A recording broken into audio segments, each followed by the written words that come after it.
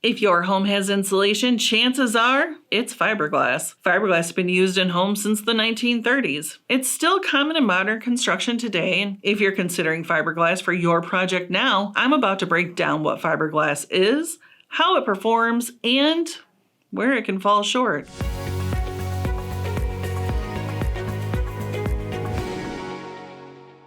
So what even is fiberglass insulation? Fiberglass is made of extremely fine glass fibers, and it's found in most homes. Most common forms you're going to see are batts and rolls or loose fill. You can also find rigid boards and duct insulation. Where's the best place for fiberglass to be installed? It can go pretty much anywhere. You're going to find it in walls, floors, ceilings, attics, crawl spaces, and rim joists. Why is fiberglass a popular choice for homeowners? It's because it has a lower cost and it is a DIY-friendly option in most cases.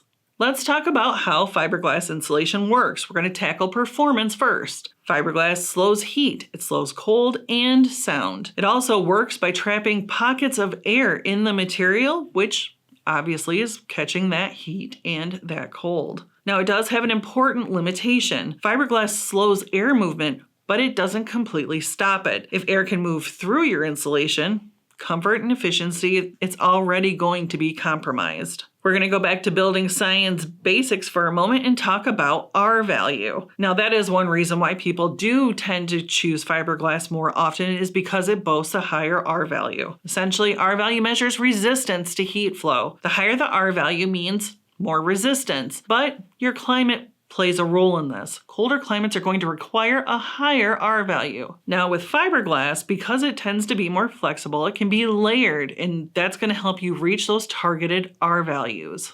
The bigger issue of only relying on R value is that it doesn't actually account for airflow. Air leakage can actually account for up to 40% of energy loss in the home. So your key takeaway from that is insulation performance is more than just a number.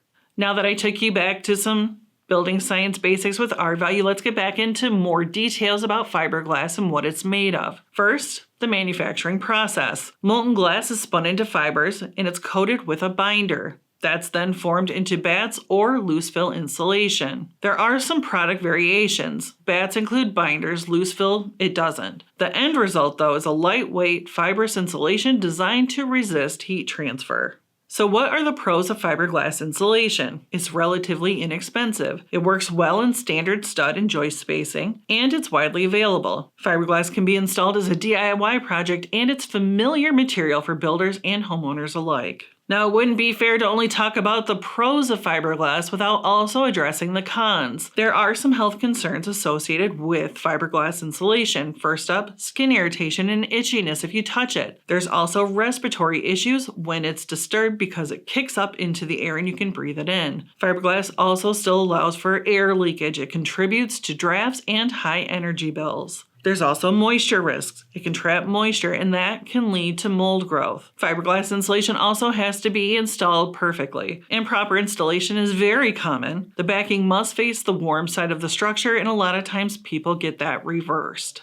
Now let's talk specifically about that installation process. So some common installation areas, like I said, are the attics, walls, crawl spaces, and rim joists. There are a few different installation methods. Batts, those are stapled into place, and loose fill tends to be blown into the cavities. Some real-world issues are that gaps, compression, and misaligned vapor barriers actually reduce the performance of fiberglass. Even good insulation performs poorly when it's installed incorrectly. How does fiberglass affect your energy costs? Fiberglass resists heat transfer, but poor air control leads to energy loss and HVAC systems having to work harder to compensate for that. The result ends up being higher energy bills and less consistent indoor comfort. So all in all, fiberglass is affordable, it's widely used, and it's familiar, but it also still allows for airflow. It traps moisture, and it's really highly dependent on installation quality. The best installation choice depends on how well it controls heat, air, and moisture, not just the cost. Now, if you want to learn more about home insulation or all the other cool things I talk about, check out our Learning Center. There you're going to find tons of articles, videos, and guides to answer all of your questions. I'm your building science brainiac, reminding you to bring a little science to every project.